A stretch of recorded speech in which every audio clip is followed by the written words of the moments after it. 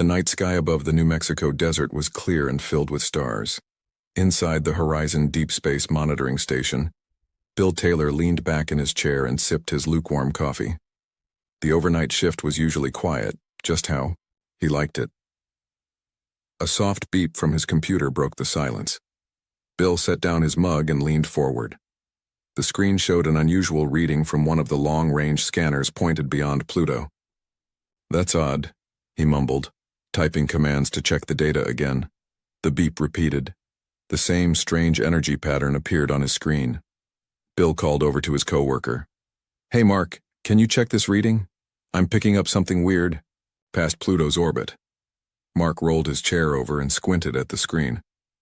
"Probably just a glitch. Run the backup systems." Bill did as suggested, but the backup systems showed the same thing. "Still there, and look, it's moving." Mark sat up, straighter now. "Moving? How fast?" After some quick calculations, Bill's face paled. "Too fast. Way too fast for any natural object. Call Dr. Wilson," Mark said. "Now." 3 hours later, Dr. Helen Wilson stood before a room full of government officials and military personnel. The room was tense as she showed them the data from the Horizon Station. "These objects are artificial in nature," she explained, pointing to the images on the large screen. "They're moving at speeds our current technology can't match, and they're headed directly toward our solar system." A man in a crisp military uniform stood up. "Hostile intent?" "Unknown, Major Walker," Dr. Wilson replied. "But they're not responding to any of our attempts at communication." Tom Walker, head of Earth's newly formed Unified Defense Force, nodded grimly. "How long until they reach Earth?"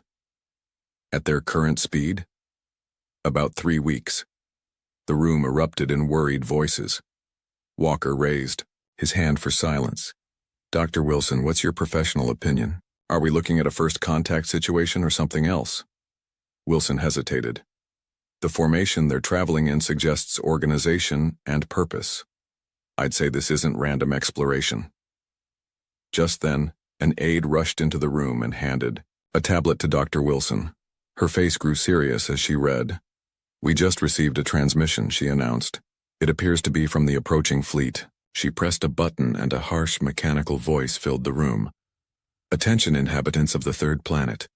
Your resources are now property of the Stellar Dominion. Resistance is futile. Prepare for our arrival and your submission." A heavy silence fell over the room. Major Walker was the first to speak. "Well, I guess that answers the hostile intent question." The news spread across the world like wildfire. Panic followed. People flooded stores for supplies. Some fled cities, for the countryside. Others held prayer meetings or end-of-the-world parties. In Washington, President Adams addressed the United Nations via video call. "The threat we face is not to any one nation but to all of humanity," he said, his voice steady despite the fear in his eyes. "This is the moment to put aside our differences and stand together." For once, the world listened. Within 48 hours, the Earth Defense Initiative was formed, bringing together the best military minds and scientists from around the globe. Major Tom Walker stared at the space maps spread across the table in the Pentagon's underground command center. Representatives from Russia, China, the European Union, and a dozen other nations stood with him. "They'll come through here," Walker said, pointing to an area between Mars and Jupiter. "We need to be ready." "Ready how?" asked the Russian general. "Your own scientists say their technology is far beyond ours." "Maybe so," Walker admitted. "But they don't know our solar system like we do, and they've never faced humans before." A Chinese military official shook her head. "Our most powerful weapons can barely reach Mars, let alone stop a fleet beyond it. Then we don't fight them head-on," Walker replied. "We fight smarter, not harder." At NASA's Jet Propulsion Laboratory, Dr. Anna Miller worked without sleep. Her team had been analyzing the alien transmission for days. "Look at these patterns," she told her colleague, Dr. Pete Brown. "Their communication technology uses a specific radiation frequency to transmit data." "So?"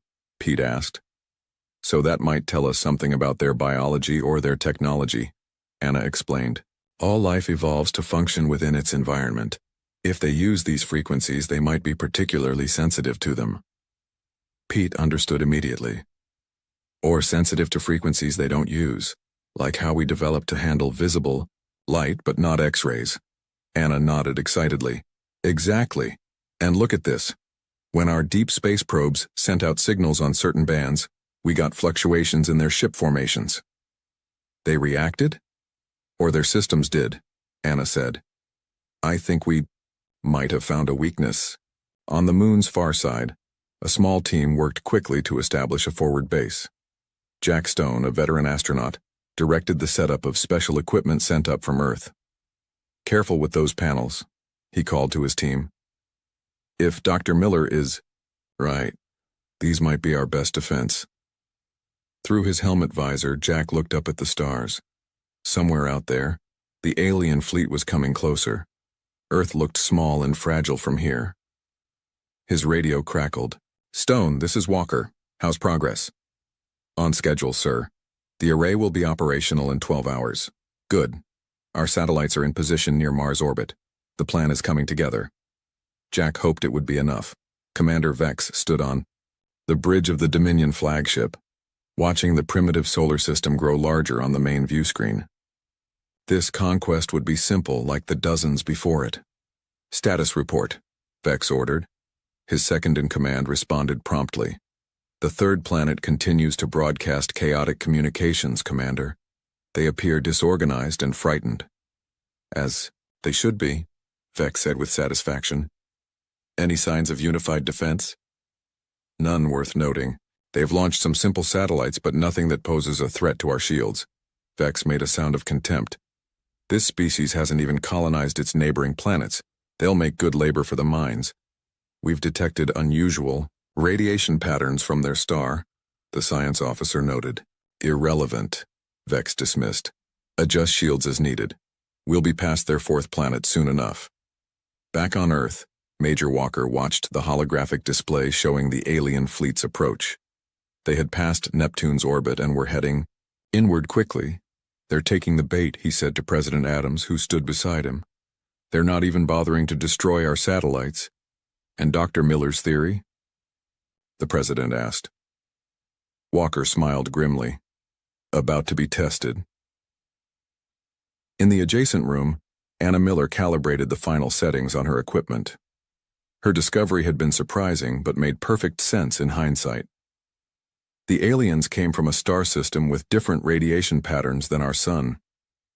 Their technology, and possibly their biology, had evolved accordingly. We're ready, she announced. The network is online.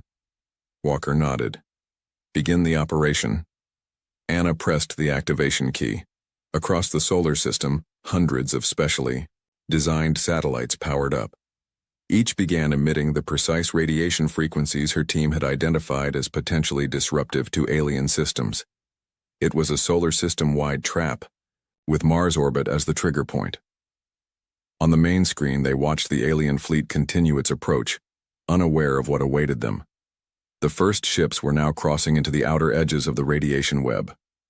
Now we wait, Walker said, quietly. And hope.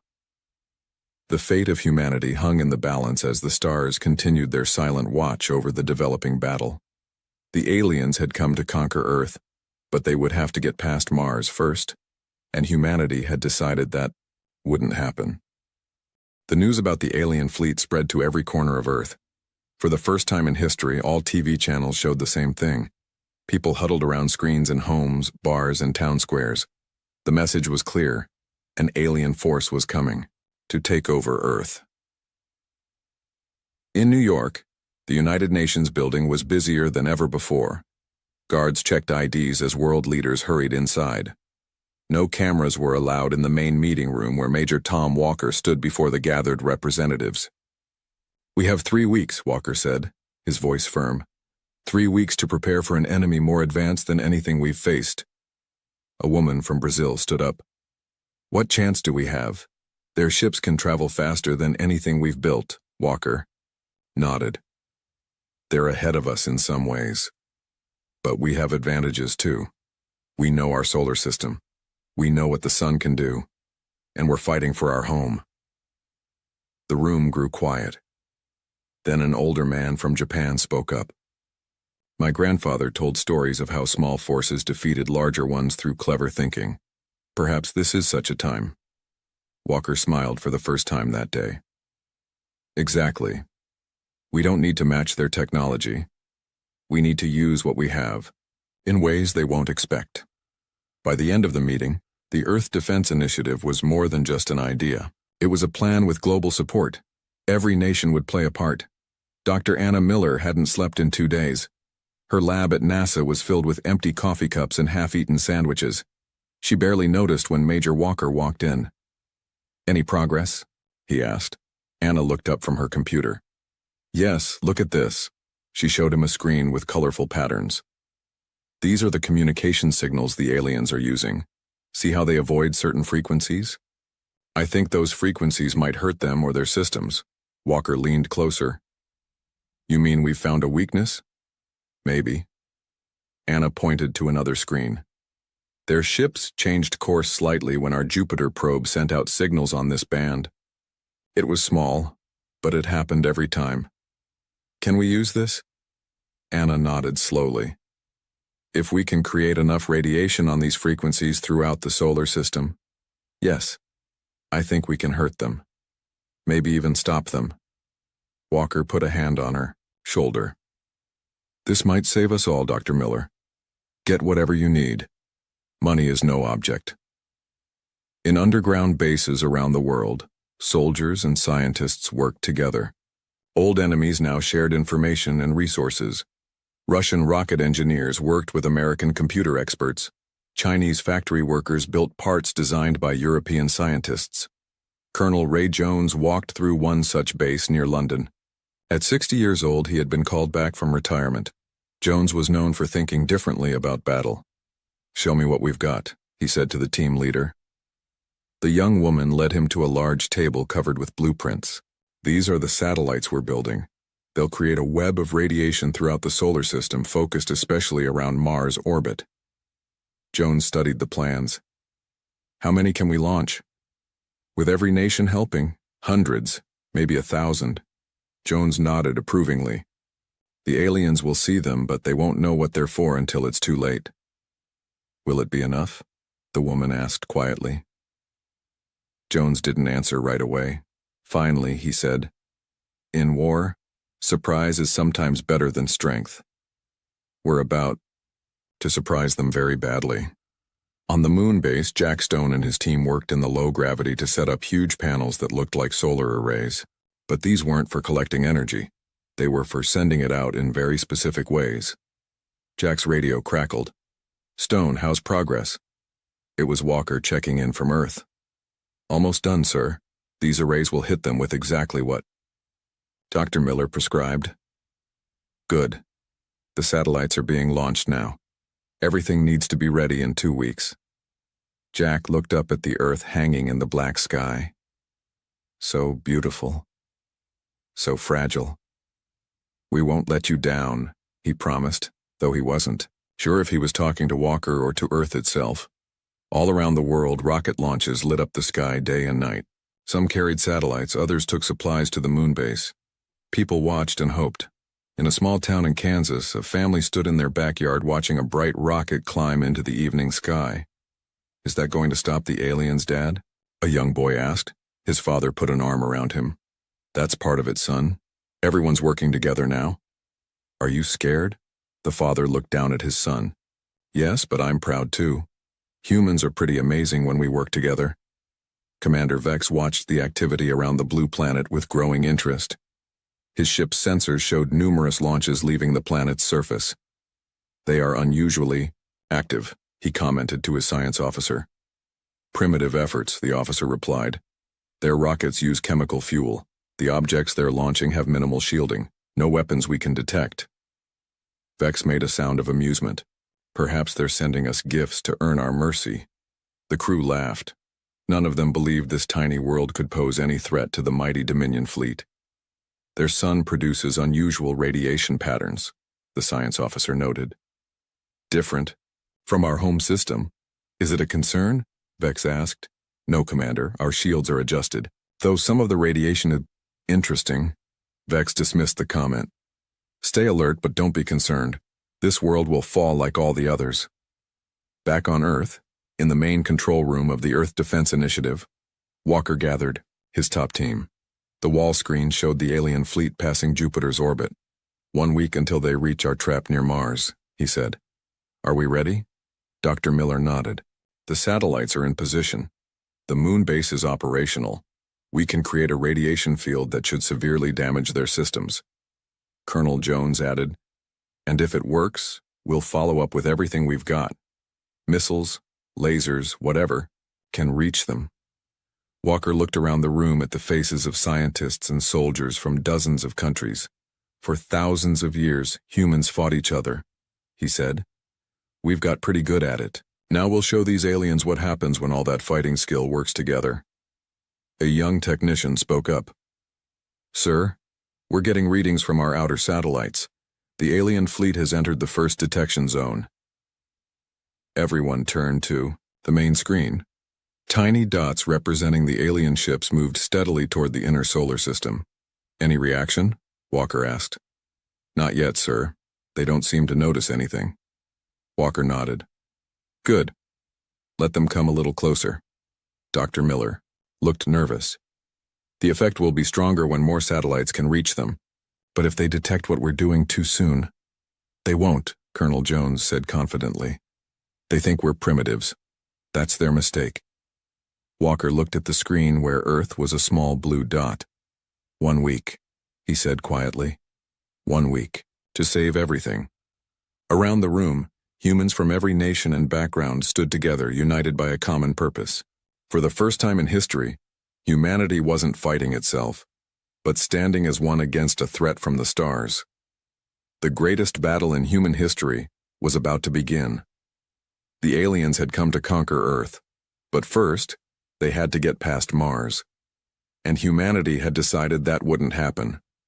Dr. Anna Miller stared at her computer screen, rubbing her tired eyes. She hadn't left the NASA lab in 3 days. The data patterns from the alien ships filled her screen with colored lines and numbers. You need sleep, said Pete, placing a fresh cup of coffee beside her. Anna shook her head. No time. Look at this. She pointed to a pattern on her screen. I've been studying their communication signals. The aliens evolved around a different kind of star than our sun. What does that mean for us? Pete asked. It means they're not used to certain kinds of radiation that our sun makes naturally. Anna's eyes lit up despite her tiredness. It's like, imagine if you lived your whole life in a place with no loud noises, then suddenly heard a rock concert. It would hurt, right? Pete nodded slowly. And we can create that noise for them? Yes. Our satellites can boost specific radiation types from the sun, types they've shown sensitivity to. Anna smiled. It won't destroy their ships directly, but it might disable their systems enough to make them vulnerable. Pete looked impressed. You just found their weakness. In the Pentagon War Room, Colonel Ray Jones stood before a group of military leaders from around the world. A large screen behind him showed the solar system and the approaching alien fleet. A direct attack won't work, Jones explained. Their ships would destroy our missiles before they got close, so we fight differently. He pointed to the area between Jupiter and Mars. We've positioned our satellites throughout this region. They look harmless, just simple observation devices. The aliens won't bother destroying them. How will simple satellites stop an invasion fleet? Asked a general from India. Jones smiled. Because they're not simple. They're radiation amplifiers, designed by Dr. Miller's team. Together, they'll create a web of energy that targets the alien's weakness. He pressed a button, and the screen showed a simulation of waves spreading through space. Think of it as a trap. We let them walk right into it, thinking there's no danger.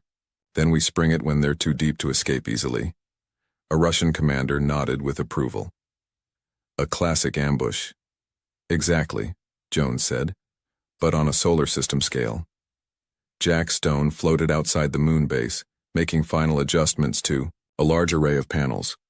Earth hung in the black sky above him, blue and peaceful. Through his helmet radio, he heard the voice of his teammate Lisa. Final panel is aligned, Jack. We're ready here. Good work, Jack replied. Let's get inside. Walker wants a full system test in 1 hour. Once back inside the base, Jack joined his team in the control room. The screen showed the massive radiation amplifiers they had built on the moon's surface. These will hit them from behind, Jack explained to a new team member, while the satellites hit them from all other directions. Nowhere to run. Will it be enough? The newcomer asked. Jack's face grew serious. It has to be. Commander Vex stood on the bridge of the Dominion flagship, watching the planets of this primitive solar system grow larger on the view screen. They had passed the gas giant with its many moons and were approaching the inner system. Status report, Vex ordered. All systems normal, Commander, his second-in-command reported. We've detected numerous small objects in orbit around the fourth planet. Simple satellites as expected from a low-tech species. Vex nodded. And the third planet? Still broadcasting chaotic messages. Their leaders are trying to maintain order, but we detect widespread fear. This pleased Vex. Fear made conquest easier. Scared beings didn't fight well. Prepare the conquest protocols, he ordered. We'll be at the third planet in 5 days. The science officer approached cautiously. Commander, I'm detecting unusual solar radiation patterns in the space ahead. Explain. Our sun doesn't produce these specific frequencies. Our ships aren't designed to shield against them. Vex considered this briefly. Will it damage our ships? Unlikely, Commander, but it might cause minor systems interference. Noted. Adjust shields as needed. Nothing will stop our arrival. Back on Earth, Major Walker watched the main screen in the control center as the alien fleet approached the outer edge of their trap. Representatives from every major nation stood around him, tense and silent. They're entering the first phase of the radiation field, a technician announced. Walker nodded. Status of all satellites? Operational and ready, sir. Dr. Miller stood nearby, biting her lip nervously. The effect will be subtle at first. We don't want them to realize what's happening until it's too late. Walker turned to the assembled leaders. Once we activate the full system, there's no turning back. If this doesn't work, we have no other defense that can stop them before they reach Earth. The President of the United States stepped forward. The world stands united, Major. Proceed with the plan. Walker took a deep breath and turned to Dr. Miller. Activate Phase 1. She typed commands into her terminal. Phase 1 activated. Radiation levels increasing by 10%. On the screen, the alien fleet continued its steady approach, now entering deeper into the web of satellites surrounding the path to Mars. Aboard the Dominion flagship, a warning light flashed on a control panel. Commander, called the systems officer, we're experiencing minor fluctuations in our communication array. Vex looked unconcerned. Source? Appears to be solar radiation. Unusual patterns, but nothing our shields can't handle. Is it affecting our course? Negative, Commander. Just causing some signal noise. Vex dismissed the issue with a wave. Proceed as planned. Increase speed. I want to reach the third planet. Ahead of schedule. The officer hesitated. Commander, I recommend caution. These radiation patterns are unusual. Are you suggesting this primitive species can affect space itself? Vex laughed harshly. They barely leave their own planet. Increase speed as ordered. In the Earth Control Center, a technician looked up excitedly. Sir, they're increasing speed. They're heading deeper into the trap. Walker exchanged glances with Colonel Jones. They think they're safe. Jones nodded with satisfaction. Pride. Before the fall, Dr. Miller studied her readings. The satellites are registering effects on their outer ships. Small power fluctuations, communication disruptions. Nothing major yet. When do we hit them with full power? Walker asked. When they reach this point. Miller pointed to an area just before Mars orbit. That's where the radiation field is strongest, and where the moon base can add its power too. Walker looked at the screen, where tiny dots representing the alien ships moved closer to the invisible trap. How long? At their increased speed? About 12 hours. The president spoke quietly. 12 hours to determine the fate of humanity. Walker nodded grimly. The trap is set. Now we wait. Throughout the world, people looked up at the night sky. They couldn't see the alien ships or the battle about to take place far out in space. But they knew their future hung in the balance. In homes and streets, in churches and temples, humans prayed, hoped, and waited. For the first time in history, all of humanity faced the same threat, shared the same fear, and hoped for the same victory. Out in space between Jupiter and Mars, the mighty Dominion fleet raced forward, unaware that they were flying into a trap set by the primitive humans they had come to conquer. The clever trap was about to be sprung. The control room at Earth Defense Initiative headquarters was silent, except for the soft beeping of computers. Major Walker stood with his hands behind his back, watching the main screen.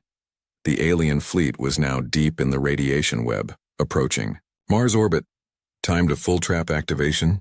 Walker asked. 1 hour, sir, replied a technician. They'll reach the primary target zone at 0700 hours. Dr. Miller worked at her station, checking and rechecking her calculations. The radiation levels are already affecting their outer ships, she reported. We're seeing energy fluctuations, consistent with system interference. Colonel Jones nodded with satisfaction. They still don't realize what's happening. They think it's just normal solar activity. Walker's face remained serious. We get one shot at this. When we activate the full trap, they'll know they're under attack. The president entered the room, followed by leaders from other major nations. They had gathered to witness humanity's stand against the invaders. Are we ready, Major? The president asked. Walker nodded. As ready as we'll ever be, sir. On the screen, the alien fleet continued its steady approach toward Mars, unaware of what awaited them. Commander Vex frowned as another warning light flashed on his control panel. This was the third in the past hour. What now? He demanded. Deo, systems officer, looked concerned. Communications are experiencing increased interference, Commander. Several of our escort ships report navigation issues. Cause? Still appears to be solar radiation, but... The officer hesitated. But what? Vex snapped. The pattern seems too consistent. It's affecting specific systems in predictable ways. Vex's frown deepened. Are you suggesting this is deliberate? I'm not sure, Commander. It seems unlikely the primitives could affect space itself this way. Vex studied the system maps. They were approaching the fourth planet, a small, red world. The radiation seemed strongest in this region. Scan those satellites orbiting the fourth planet again, he ordered. Yes, Commander. Scanning now. Vex walked to the front viewport, watching as Mars grew larger in the distance. Behind it, the blue planet, their target, was just a small dot. Soon it would be another conquest for the Dominion. The science officer's voice interrupted his thoughts. Commander, those satellites, they're not just observation devices. They're emitting energy patterns that match the radiation affecting our ships. Vex spun around. What? Are you saying these primitives are attacking us? Yes, Commander. And there's more. The radiation is specifically targeting frequencies our systems use. This is not random. This is a weapon designed against us. For the first time, Vex felt a flicker of concern. Destroy those satellites, now. In the Earth Control Center, alarms began to sound. They're firing on our satellites near Mars, a technician shouted. Walker leaned forward. They figured it out. Activate the trap now, full power. Dr. Miller's fingers flew across her keyboard. Activating all satellites simultaneously. Moonbase, stand by for your part. On the main screen, they watched as several satellites near Mars disappeared, destroyed by alien weapons. Too late, Colonel Jones said with a grim smile. They're already surrounded. Dr. Miller pressed the final command key. Trap activated. Full radiation surge. Now. On the moon, Jack Stone and his team watched their monitors light up with the activation signal. This is it, Jack called out. Activate the lunar arrays, full power. The massive panels outside the base hummed to life, focusing concentrated radiation toward the alien fleet. Combined with the satellite web, it created a massive, invisible, Field of energy specifically tuned to disrupt alien technology. Direct hit, Lisa reported. We're reading massive energy spikes across their fleet. Jack watched the readings with intensity. Keep it steady. Don't let up. Aboard the Dominion flagship, chaos erupted. Warning alarms blared from every station as systems began failing across the ship. What's happening? Vex shouted over the noise. Massive radiation surge, the science officer yelled back. It's everywhere, coming from all directions. The view screen flickered and went dark. Emergency lights activated, bathing the bridge in red. Weapon systems failing, reported a tactical officer. Shields down to 60% and dropping. Vex gripped his command chair as the ship shuddered. Evasive maneuvers, get us out of this radiation field. Navigation is compromised, Commander. And... The officer paused, looking at his readings with disbelief. We're also being hit from behind. There's another radiation source coming from their moon. Vex slammed his fist down.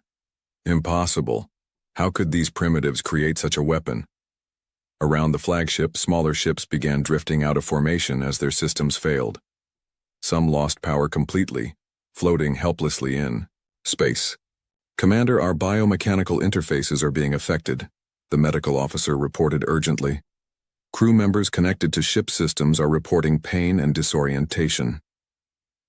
For the first time in his long career of conquest, Commander, Vex felt fear. These humans were not the helpless primitives he had expected. They had set a trap, and the Dominion fleet had flown right into it. Back on Earth, the control room erupted in cheers as data streamed in. It's working, Dr. Miller exclaimed. Their ships are losing power and control. The main screen showed the alien fleet in disarray. Ships drifted out of formation, some spinning slowly as their navigation systems failed. They're more vulnerable than we expected, Colonel Jones observed. Their biological systems must be partially integrated with their technology. Walker turned to the weapons officer. Are our long-range missiles ready? Yes, sir. Primed and targeted. Walker looked to the president, who nodded his approval. Launch missiles, Walker ordered. Target their main ships first. Across Earth, missile silos opened. The largest rockets ever built by humans roared to life, climbing into the sky on columns of flame. Their target, the now vulnerable alien fleet near Mars. Commander Vex struggled to maintain control as systems continued to fail around him. Reroute emergency power to shields and propulsion, he ordered. We need to get out of this radiation field. Trying, Commander, but the officer was cut off as a new alarm sounded. Multiple objects approaching from the third planet, announced the tactical officer. High speed, appears to be missiles. Vex's eyes widened. Intercept them. Weapon. Systems are compromised. We can't get a lock. Vex stared at the tactical display in disbelief. The supposedly primitive humans had not only created an effective trap, but were now launching a coordinated attack. All ships, defensive formation, he commanded. But many ships couldn't respond, their communication systems dead or dying in the radiation field. The first missile struck one of the smaller ships, destroying it completely. More followed, targeting the largest vessels in the fleet. Abandon the conquest plan, Vex ordered. All functional ships, retreat beyond the radiation field.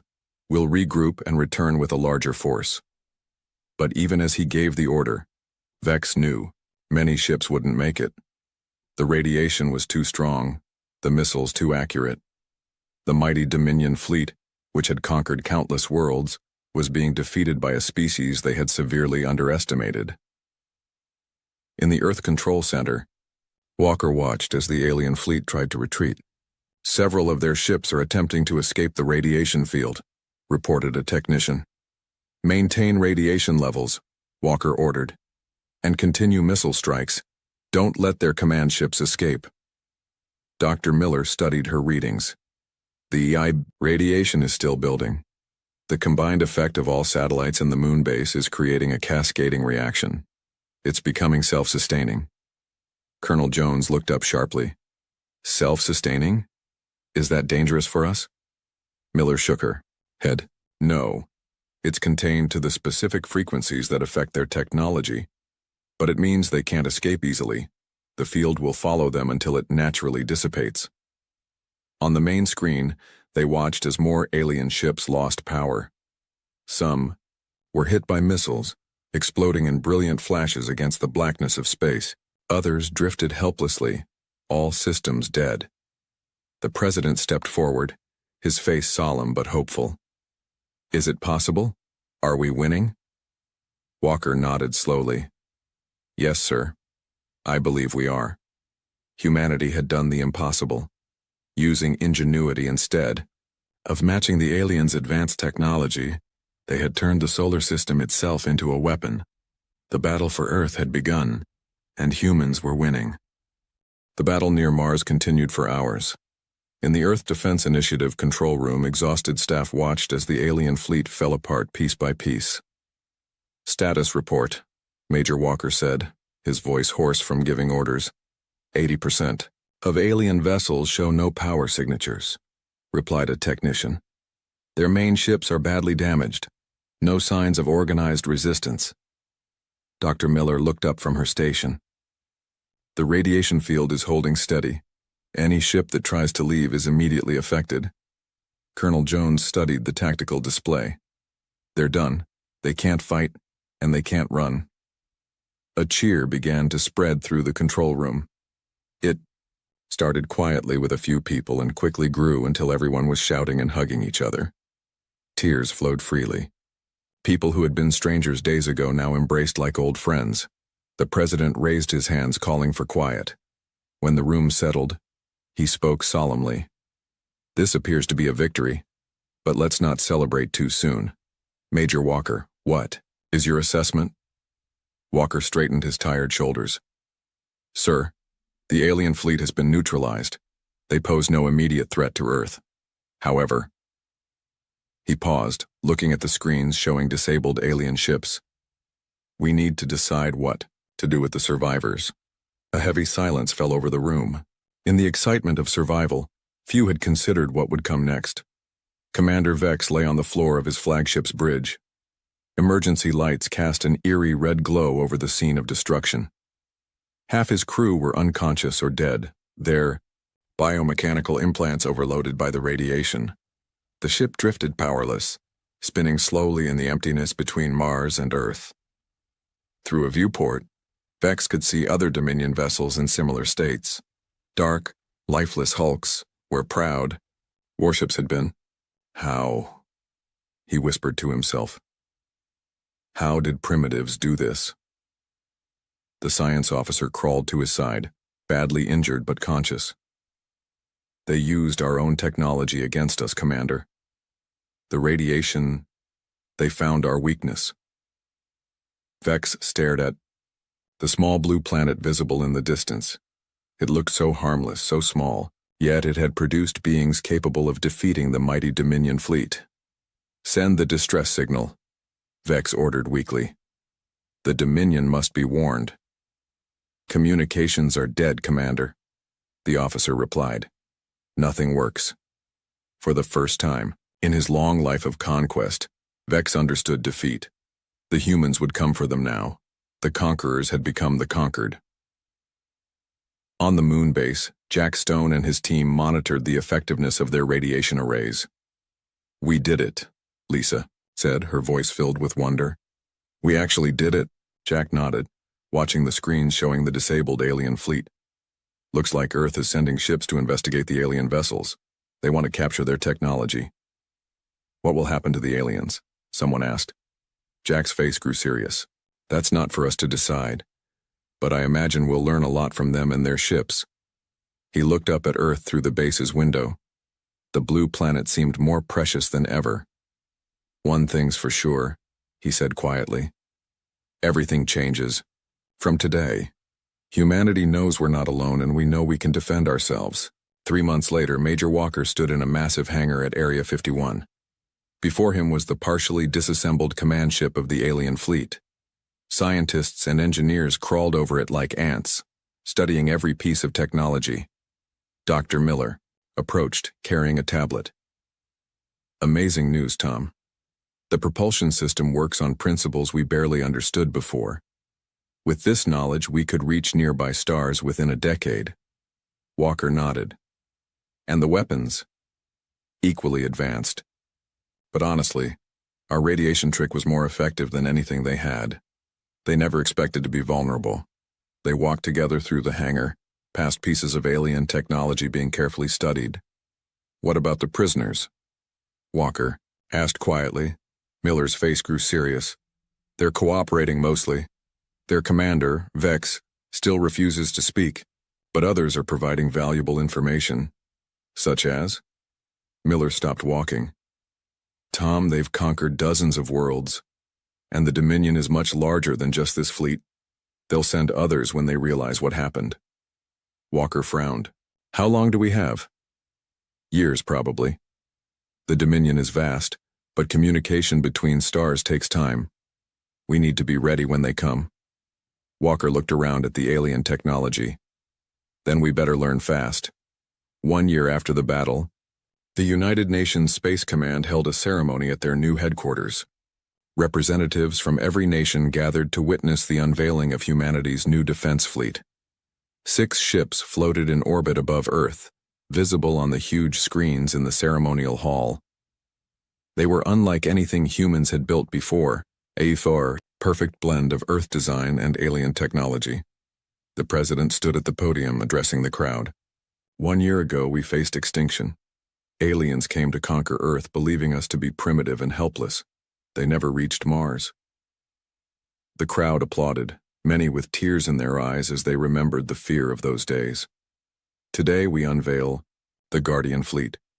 Using technology recovered from the alien ships combined with the ingenious radiation weapons that saved us, these vessels will protect Earth from any future threats. On the main screen, the ships activated their engines, glowing with blue energy. But we will not just defend, we will explore. The stars are no longer beyond our reach. Within 5 years, the first human expedition will leave our solar system. The applause was thunderous. In his new office at the Space Command, Major Tom Walker, now Admiral Walker, looked at a star map covering one wall. Small lights indicated the locations of known Dominion worlds, based on information from the captured aliens. Colonel Jones, now his second-in-command, studied the map with him. They'll come eventually, Jones said. The Dominion won't forget what happened here. Walker nodded. I'm counting on it, but next time we won't be waiting inside our solar system. He pointed to locations beyond the solar system. We'll have early warning stations here, here, and here, and the Guardian Fleet will be ready. Jones smiled slightly. From nearly conquered to preparing our own defenses among the stars. Not bad for 1 year's work. Walker turned to the window, looking up at the night sky. The universe just got a lot smaller and a lot more dangerous, but humanity has proven one thing. What's that? Jones asked. That we belong out there, and anyone who thinks we're easy prey is making a deadly mistake. In the depths of space far beyond Pluto, a small probe drifted silently. It was the first of hundreds that would form humanity's early warning network. On its side was a simple message in multiple languages, including the Dominion script learned from the prisoners. It read, "This system is protected. Approach in peace or not at all." Inside the probe, advanced sensors watched the stars, ready to alert Earth to any approach. The message was clear to any who might come with conquest in mind. Earth was no longer an easy target. They had come to conquer Earth, but were killed by humans before they reached Mars. Any others who tried would meet the same fate. Humanity had taken its first steps into a larger universe, not as victims but as equals ready to defend their home. As Admiral Walker had said at the launch of the Guardian Fleet, "Today we put the stars on notice. Humanity has arrived."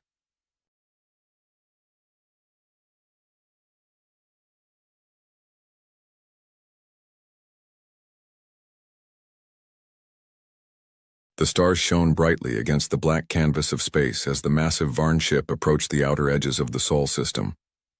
On the command deck, Commander Dex stood with his hands clasped behind his back, watching the blue-green planet.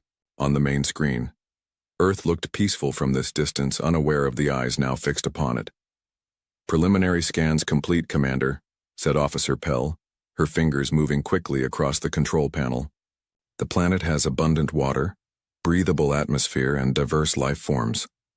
It appears ideal for our needs. Dex nodded slowly. He had led 7 successful planetary acquisitions for the Varn Collective, but something about this mission felt different. The Varn High Command had identified Earth as their next target after their long-range scanners detected radio signals suggesting intelligent life.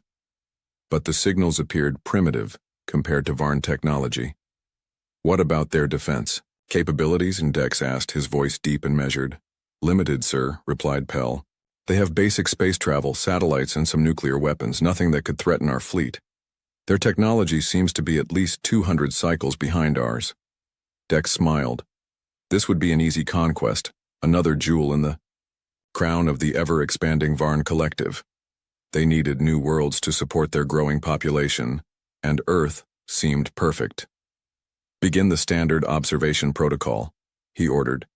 Send scout ships to monitor their major population centers, but maintain stealth mode. We will observe for 20 cycles before making our presence known. Yes, Commander, Pell responded, relaying the orders to the fleet. On Earth, life continued as normal. In a small radio astronomy station nestled in the mountains of Wyoming, Jack Miller worked the night shift alone. At 45, Jack had spent most of his career listening to the stars, hoping to detect signs of intelligent life. Most of his colleagues thought his dedication was foolish, but Jack never lost hope. The computer beeped, drawing Jack's attention. He adjusted his glasses and leaned forward, studying the unusual pattern appearing on his screen. What the hell? He muttered, tapping commands to enhance the signal. The pattern didn't match any natural cosmic phenomenon he'd ever seen. It appeared structured, almost like a code. Jack's heart raced as he began recording the signal and running it through various analysis programs. After 20 years of searching, could this finally be it? First contact? He reached for his phone to call his supervisor, but stopped. They'd want proof, solid evidence before taking him seriously. He needed more data. Outside the station, stars twinkled innocently in the night sky, hiding the Varn scout ship that hovered silently above, its advanced cloaking technology rendering it invisible to Earth's detection systems. 3 days later, at the Pentagon, Air Force General Tom Harris reviewed reports of unusual radar anomalies detected near Jupiter. The anomalies had appeared suddenly and then vanished just as quickly. Could be equipment malfunction, suggested Major Lisa Brown, his intelligence officer. A former fighter pilot with sharp instincts, Lisa had never fully trusted technology, but similar readings were reported by 3 separate tracking stations. General Harris frowned. Natural phenomena? Possibly, Lisa replied, though her expression suggested otherwise. But the movement patterns seemed too deliberate. I've never seen anything like it. Keep this quiet for now, the general ordered. I don't want to cause panic over what might be a technical glitch, but double our satellite surveillance of that sector. Lisa nodded, but as she left the general's office, an uneasy feeling settled in her stomach. Something was out there, watching them. She could feel it. Back on the Varn command ship, Dex reviewed the first reports from the scout vessels. The data confused him. These readings can't be right, he said, pointing to the screen. Their military bases show energy signatures far more advanced than their general technology level would suggest. Officer Mick, the chief science officer, scratched his gray chin thoughtfully. It is unusual. Their civilian technology appears quite basic, but these military installations, some of their capabilities approach our own. A species that develops military technology before civilian applications? Asked Pell. That doesn't follow the normal evolution pattern. Dex felt a flutter of concern. The Varn Collective had conquered many worlds, but all followed predictable technological development paths. Earth seemed different. Send more scouts, he ordered. I want detailed scans of every major military installation, and maintain absolute stealth. If they are more advanced than we thought, we cannot risk early detection. At his small apartment, Jack had barely slept for 3 days. His walls were covered with printouts of the signal patterns he'd detected.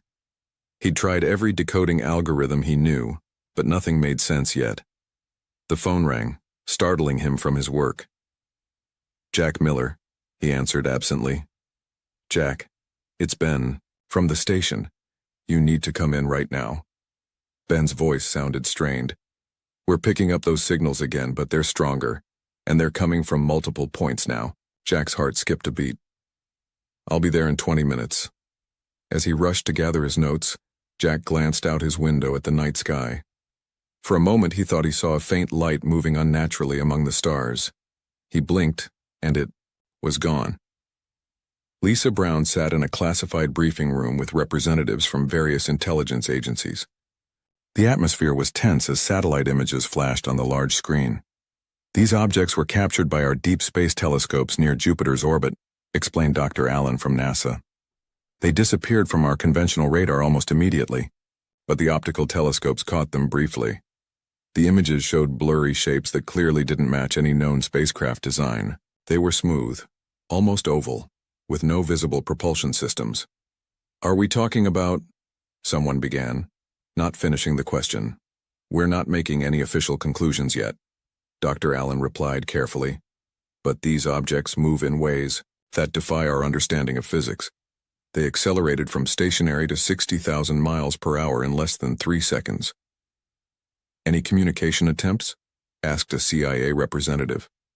"None," replied Dr. Allen. "But we've detected unusual scanning frequencies directed at Earth. Whatever these objects are, they're studying us." Lisa felt a chill run down her spine. "How long have they been watching?" "We first detected them 5 days ago, but they could have been there longer with their stealth capabilities." The room fell silent as the implications sank in. Humanity might not be alone anymore. On the Varn ship, alarms suddenly blared. Dex rushed to the command center. "What's happening?" he demanded. "One of our scout ships was nearly detected, Commander," Pell reported nervously. "Earth's detection systems are more sophisticated than we thought. The scout had to execute an emergency maneuver to avoid being tracked." "Impossible," Dex muttered. "Their technology shouldn't be capable of that." Mick approached with a serious expression. "Commander, I've completed a deeper analysis of their communications. Their technological development doesn't follow a steady progression like most species. They have periods of explosive advancement, especially during times of conflict." He displayed a chart showing Earth's technological timeline. "Notice these spikes. They coincide with what they call world wars and other periods of intense competition." Dex studied the chart with growing concern. "They advance through conflict?" "Yes, Commander. And there's more. Some of their military installations show signs of technology that shouldn't exist based on their overall development level. It's as if they're hiding their true capabilities." The command center fell silent. The easy conquest Dex had anticipated suddenly seemed much less certain. "Recall all scout ships," he ordered finally. "We need to reassess our approach. This planet may require more careful handling than we thought." As the officers rushed to comply, Dex turned back to the view screen, gazing at the distant blue world. For the first time in his long career of conquest, he felt something unfamiliar, a twinge of doubt. On Earth, unaware of the eyes watching from beyond, humanity continued its daily routines. But in hidden military bases and one small radio astronomy station in Wyoming, the first pieces of a world-changing puzzle were beginning to come together. The game of cat and mouse had begun. Only neither side yet knew which was which. Jack Miller's discovery had not gone unnoticed. Within days, his small radio astronomy station in Wyoming became the center of attention for a select group of government officials. They arrived in black SUVs early in the morning, led by Major Lisa Brown. "Mr. Miller," Lisa said, showing her military ID. "We need to talk about the signals you've been tracking." Jack's eyes widened. "How did you know about that? I haven't published anything yet." "We monitor communications related to unusual astronomical phenomena," she replied carefully. "Your discovery aligns with other observations we've been tracking." Inside the station, Jack displayed his findings on the main screen, complex patterns that repeated at precise intervals. "These aren't natural," Jack explained, his voice filled with excitement and fear. "They're too structured, too regular, and they're coming from multiple points now, primarily near Jupiter's orbit." Lisa nodded, her expression grave. "We've detected unusual objects in that same area, objects that move in ways our physics can't explain." Jack felt a chill run down his spine. After years of searching the stars for signs of intelligent life, the confirmation brought more fear than joy. "Are we being invaded?" he asked quietly. "We don't know yet," Lisa answered honestly, "but we need your help to understand what they're saying." Aboard the Varn flagship, Commander Dex faced mounting problems. Their stealth technology wasn't working as effectively as expected. 3 scout ships had nearly been detected in the past. "Week alone. How is this possible?" Dex demanded, pacing the command center. "Their detection systems shouldn't be this advanced." Officer Mick displayed new findings on the main screen. "We've discovered something unusual, Commander. Earth appears to have a hidden defense network. It's cleverly disguised as ordinary satellites and space debris, but our deep scans reveal sophisticated technology." Dex studied the images with growing concern. The humans had created a detection grid that covered their entire planet, disguised as ordinary communication satellites. "They're paranoid," Officer Pell observed. "They built all this without even knowing we exist. Or perhaps they've encountered others before us," Mick suggested quietly. The possibility hung in the air, unsettling the entire command staff. The Varn Collective had always believed themselves to be among the most advanced spacefaring civilizations. The idea that others might have already visited Earth, or worse, that humanity had repelled previous visitors, was disturbing. "We need more information," Dex decided finally. "Prepare a landing team. We'll send them to one of their less populated areas to collect intelligence directly."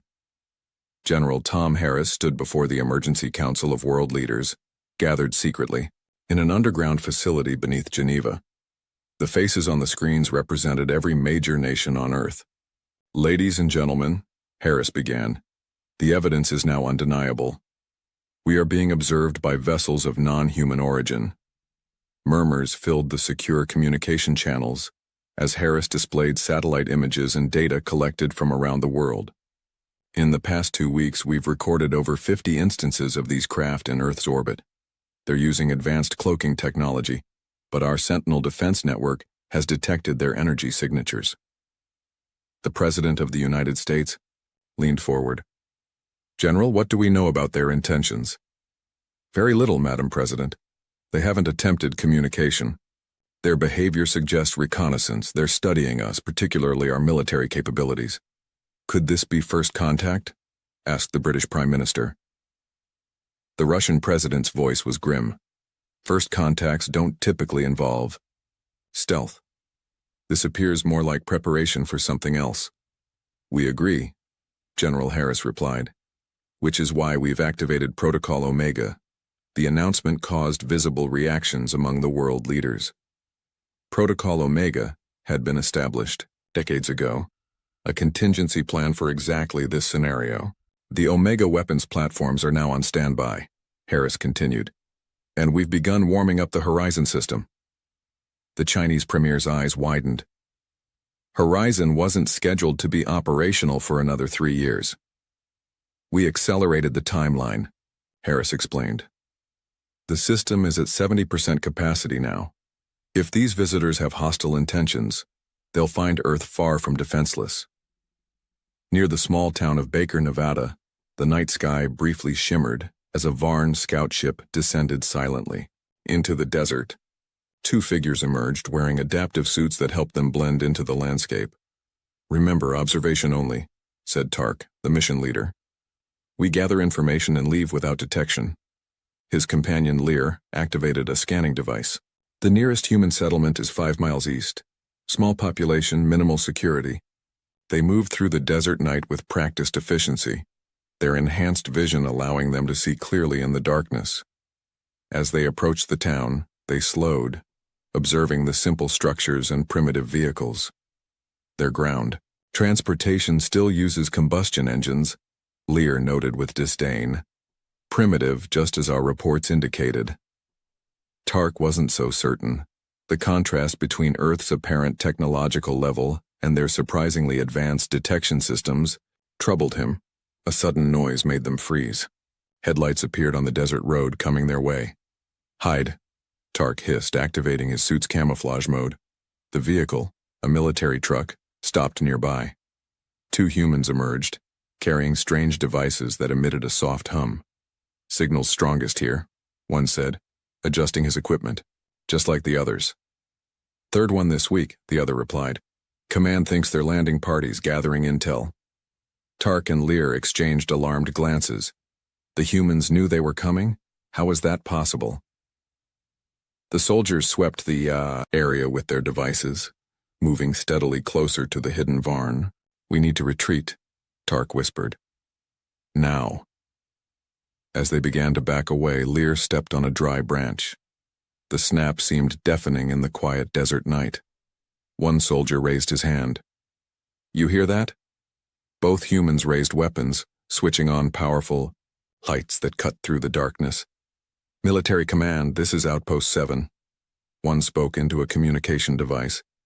"We have movement at the landing site, requesting immediate backup."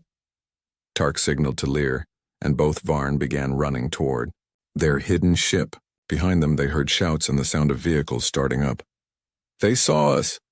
Lear gasped as they sprinted across the desert. "Impossible," Tark replied. "Our suits should make us invisible to their eyes." Yet somehow the humans were tracking them with unerring accuracy.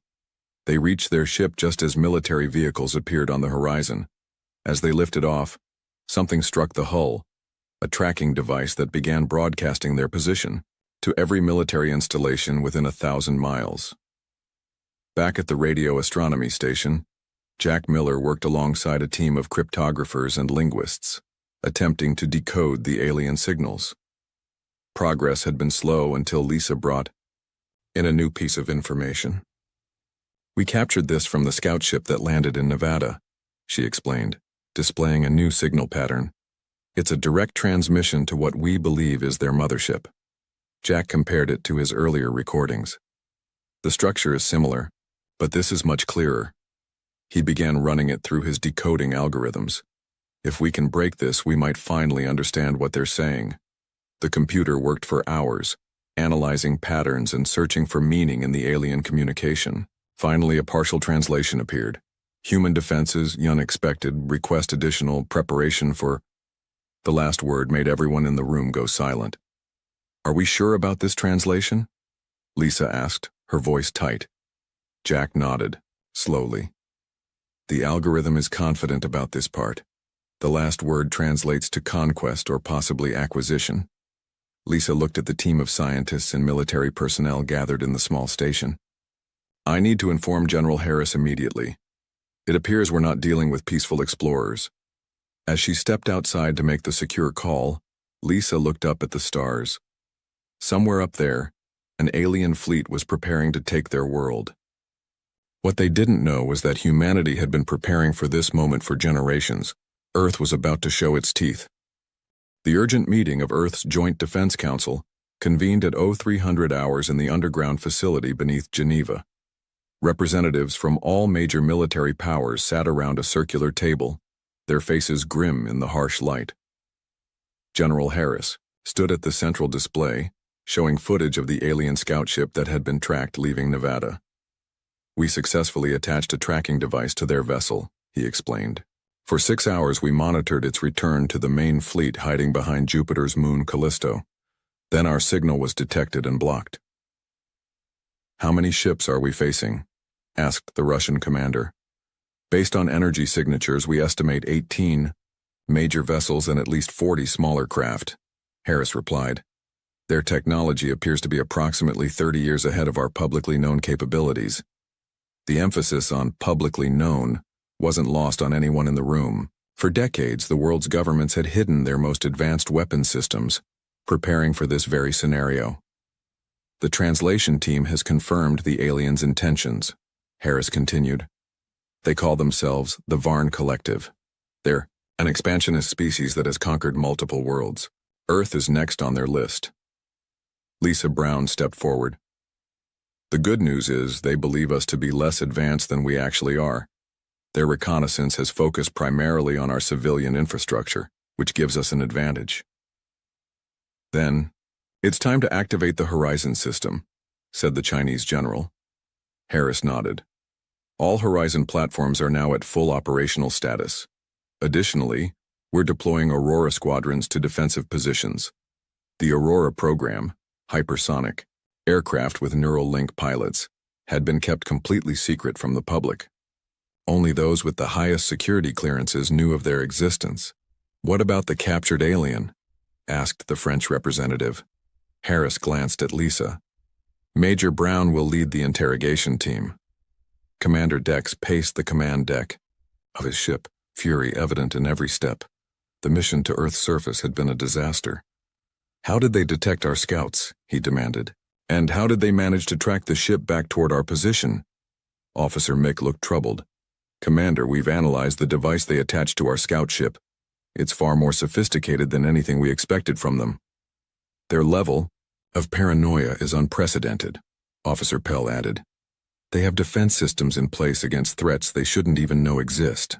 A communication alert sounded and Dex turned to the main screen. The face of Supreme Director Cass appeared, the leader of the Varn Collective expedition. Commander Dex, Cass said, his voice cold. Your reconnaissance has been compromised. The humans are aware of our presence and appear to have unexpected defensive capabilities. Dex stood straight. Yes, Supreme Director. We've encountered some complications. The Collective does not tolerate complications, Commander. Cass's eyes narrowed. Our resource needs grow urgent. We cannot wait any longer.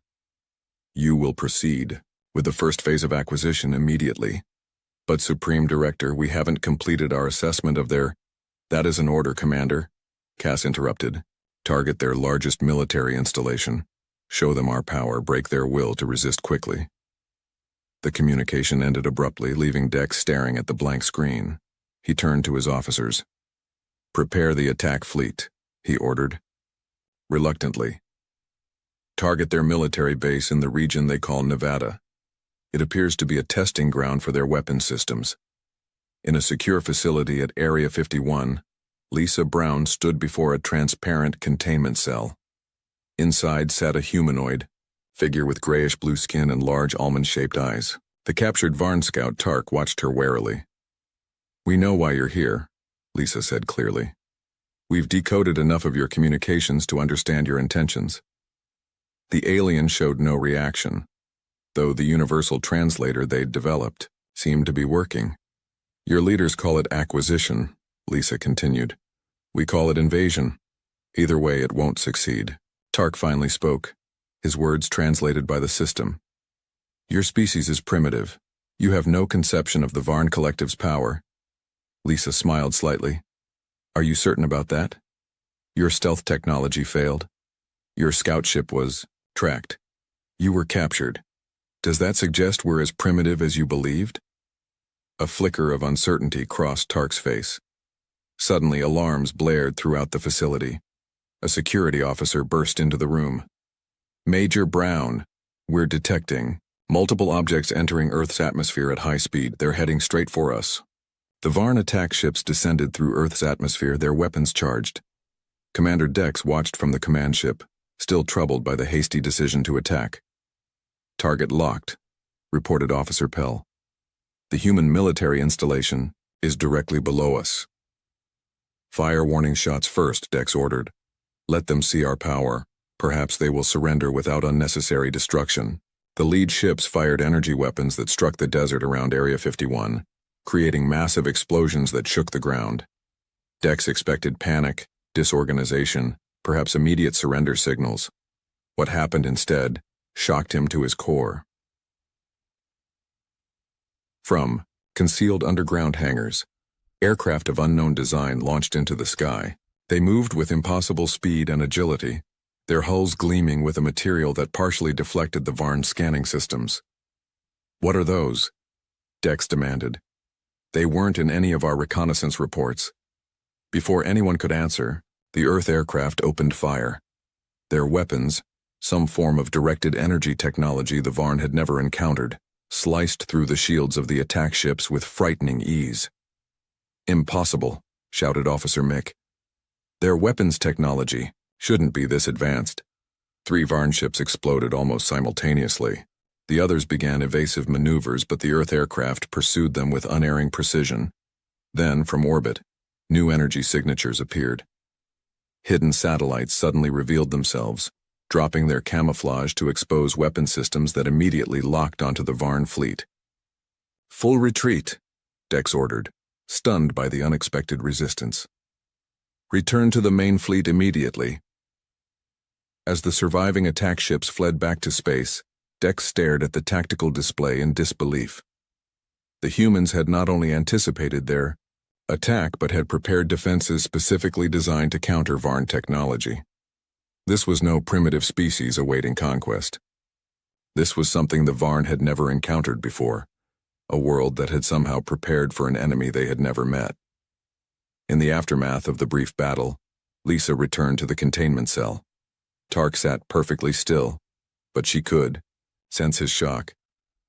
"Still think we're primitive?" she asked quietly. "How?" Tark's voice held genuine confusion.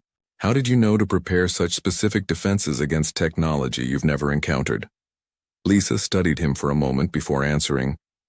"Because you're not the first to set your sights on Earth," she replied. "You're just the first we decided to warn instead of destroy completely." Tark's eyes widened as the implications became clear. Humanity wasn't just defending itself, it was sending a message to the entire Varn collective. The game had changed entirely. The aftermath of the failed Varn attack left Earth's leaders with a critical decision. In the Joint Defense Council room, heated debate filled the air. "We should launch a full counteroffensive while they're disorganized," argued the Russian. "General, show them our full strength immediately." General Harris shook his head. "That would be premature. We've bloodied their nose, yes, but we haven't seen their full capabilities either." The Chinese representative leaned forward. "What about the blackout protocol? It's time to show them exactly what they're dealing with." A tense silence filled the room. The blackout protocol was Earth's ultimate deterrent, a system so powerful it had never been tested at full capacity. "Madam President?" Harris turned to the American leader on the main screen. She nodded slowly. "Activate blackout. Send the message." In the desert facility, Jack Miller worked frantically with a team of communication specialists. After the battle, he'd been transferred to Area 51 to assist with the next phase of Earth's defense plan. "The transmission package is ready," he told Lisa, who stood watching the large screens displaying Earth's orbital defense network. "Are we sure about this? Once they see what we can do." "They need to see it," Lisa replied firmly. "It's the only way to end this without full-scale war." Jack nodded and turned to his console. "Broadcasting now." Around Earth, hidden installations suddenly activated. Massive energy signatures appeared where nothing seemed to exist before, as hundreds of stealth platforms revealed themselves simultaneously. Aboard the Varn flagship, Commander Dex faced the wrath of Supreme Director Cass. "Your attack was a complete failure," Cass shouted, his image looming large on the command screen. "3 ships destroyed and the rest retreating like cowards." "Supreme Director, the humans have technology that wasn't in any of our scans," Dex explained urgently. "Their weapons penetrated our shields as if they were designed specifically to counter our systems." "Impossible." Cass dismissed the idea with a wave of his hand.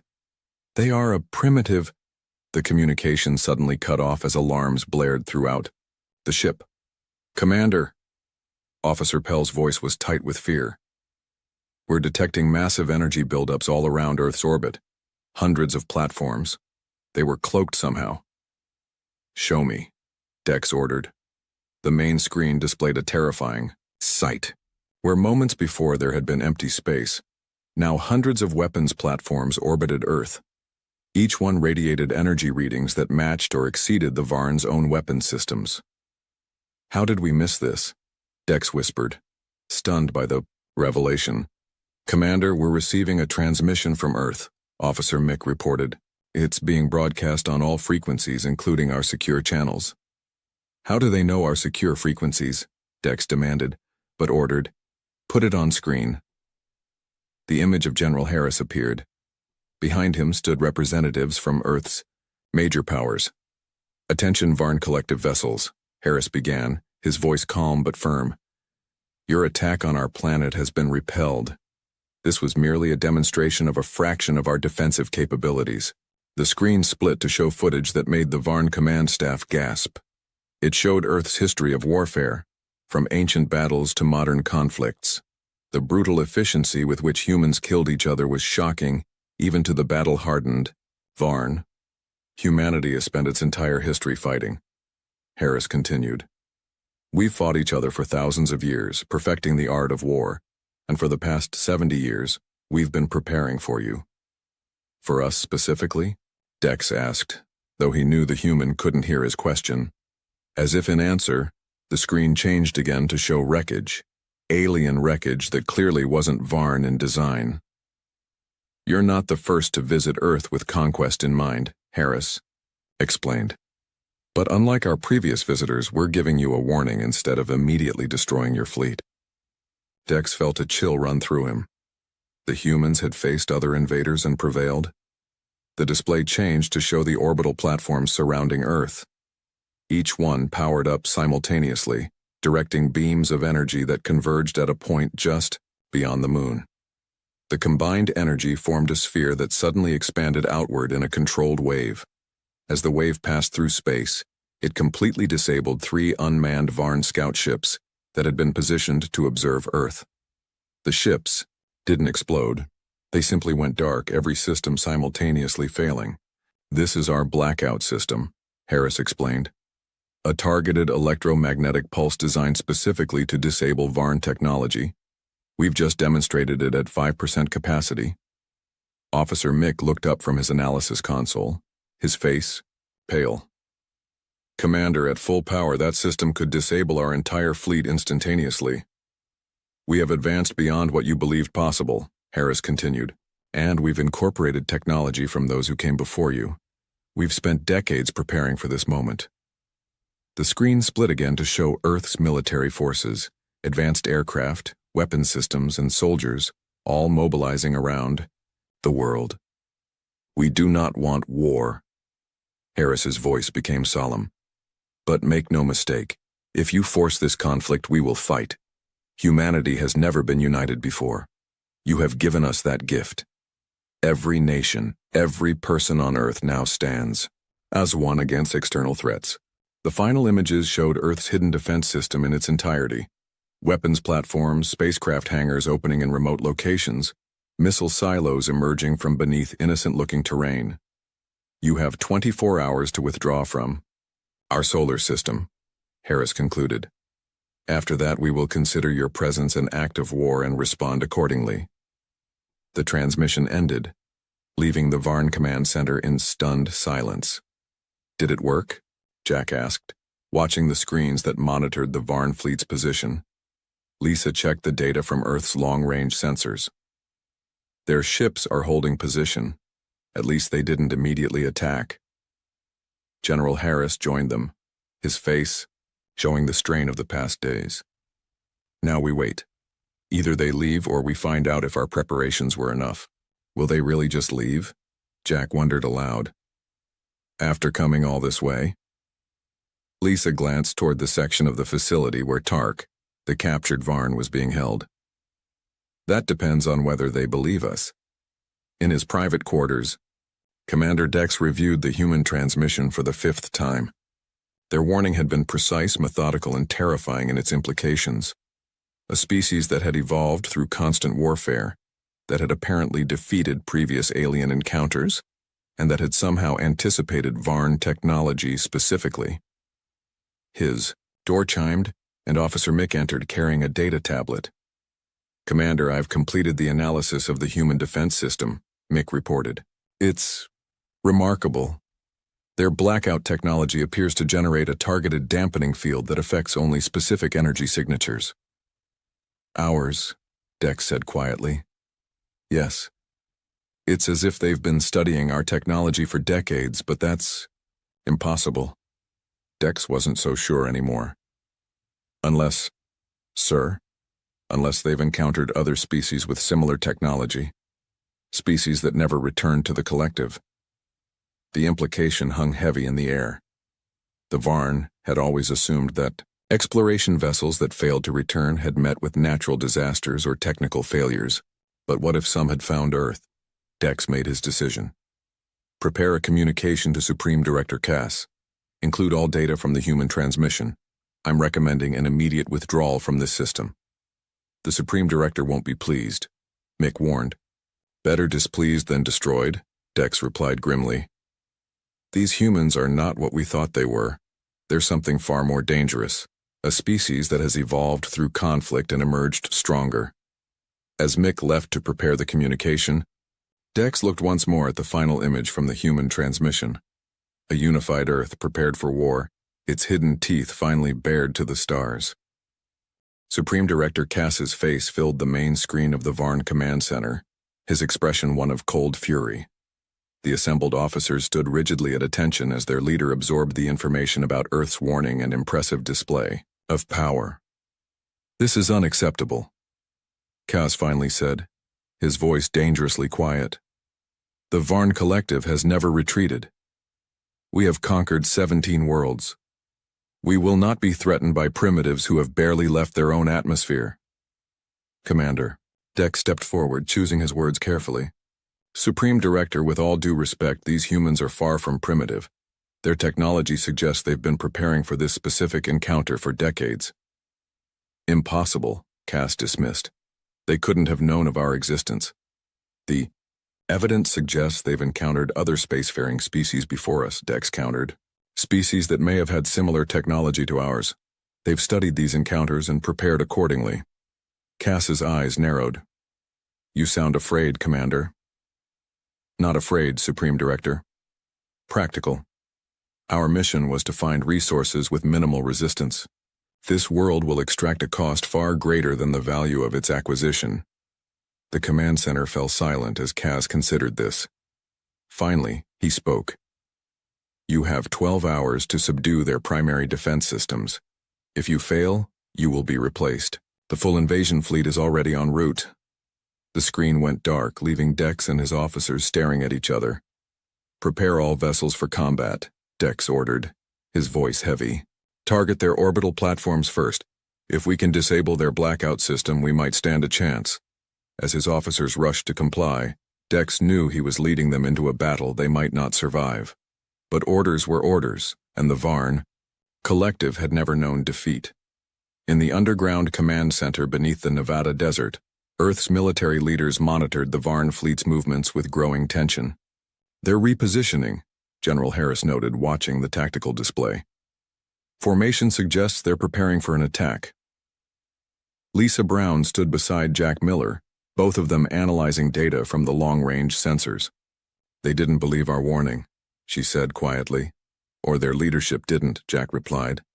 Our prisoner Tark seemed convinced. Harris turned to his communications officer. Is the broadcast ready? Yes, sir. All systems standing by. Harris nodded grimly. Then it's time to show them we weren't bluffing. He pressed a button on the command console. This is General Harris. Activate Horizon. Authorization code Alpha 7 Delta Omega. Around the world, hidden facilities powered up. Simultaneously, deep beneath the oceans, in remote mountain ranges and concealed in what appeared to be ordinary satellites, the Horizon system came fully online for the first time. The Varn attack fleet moved into position, weapons charged and targeting Earth's orbital defense platforms. From the command ship, Dex gave the order to fire. Streams of energy lanced out toward Earth's defenses. But something unexpected happened. The beams curved away before reaching their targets, deflected by an invisible shield that suddenly enveloped the entire planet. What's happening? Dex demanded. Officer Mick stared at his instruments in disbelief. They've activated some kind of planetary shield. It's unlike anything in our records. Before Dex could respond, all screens on the command deck suddenly displayed the same image. General Harris, standing calmly in Earth's command center. "Commander Dex," Harris addressed him directly, shocking the Varn officers. "We know your name, your rank, and the composition of your fleet. We know you've been ordered to attack despite our warning. We regret that your leadership has made this choice." The image changed to show a massive, previously hidden installation on Earth's moon, a structure that hummed with power as it directed energy toward the Varn fleet. "This is Horizon," Harris's voice continued. "The system we developed after studying technology from the last 3 species who attempted to invade Earth." Dex felt a chill run through him. 3 previous invasions? "We didn't want to activate it," Harris said. "But you've left us no choice." The lunar installation fired, not a destructive beam, but a wave of energy that washed over the Varn fleet. Instantly, every system on every ship froze. Weapons, engines, life support. All remained functional but completely unresponsive to commands. On the command deck, Dex watched in horror as his control interfaces went dark, then reactivated with unfamiliar symbols. The humans had somehow taken control of their entire system. "We could destroy your fleet," Harris explained. "But that's not our way. Instead, we're giving you a choice. Your ships are now under our control. We will allow you to leave our solar system with your lives and a message for your leaders." The image changed to show Tark, the captured Varn scout, standing beside Lisa Brown. "Your scout has learned much about humanity during his brief stay," Harris continued. "He will be returned to you to share what he has learned. Perhaps it will help the Varn Collective make better choices in the future." Tark sat across from Lisa in the transport shuttle heading toward the Varn command ship. After weeks in captivity, he had developed a reluctant respect for humans. "Your species is strange," he said finally. "You have the power to destroy us, yet you choose restraint." Lisa smiled slightly. "Destruction is easy. Coexistence is harder, but ultimately more beneficial. We learned that lesson through centuries of fighting each other." "The Collective won't stop," Tark warned. "They'll return with a larger force." "Perhaps," Lisa acknowledged. "But they'll return knowing what awaits them. And perhaps your testimony will convince them to find another path." Tark looked out at the stars. "In all our conquests, we've never encountered a species like yours. You're dangerous not because you're violent, but because you've learned from your violence." "That's humanity's great strength," Lisa replied. "We learn, we adapt, we grow." 2 days later, Commander Dex stood before the Varn High Council, Tark at his side. The council chamber was silent as they finished their report on Earth. "You mean to tell us," the head counselor said incredulously, "that these humans not only repelled our attack but temporarily took control of our ships, then simply let you go?"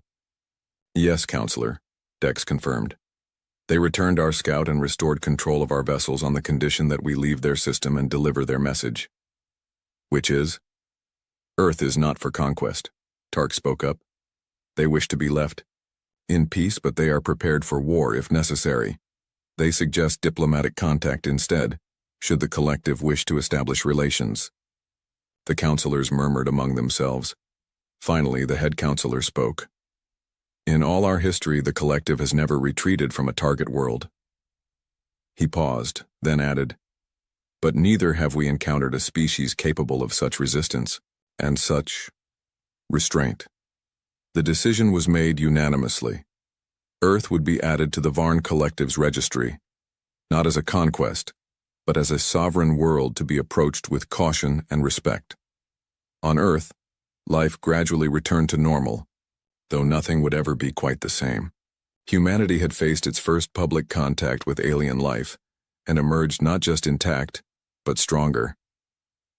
In the Nevada facility, now being transformed into an interstellar diplomatic center, Jack stood beside Lisa, watching the stars through the reinforced glass ceiling. "Do you think they'll come back?" he asked. Lisa nodded. "They'll be back. But next time I think they'll knock on the front door instead of trying to break in through the window." Jack smiled. "We should probably put up a welcome sign then. Or at least a doorbell." Lisa agreed, looking up at the vast expanse of space with new eyes. Humanity had earned its place among the stars, not through conquest but through the wisdom earned from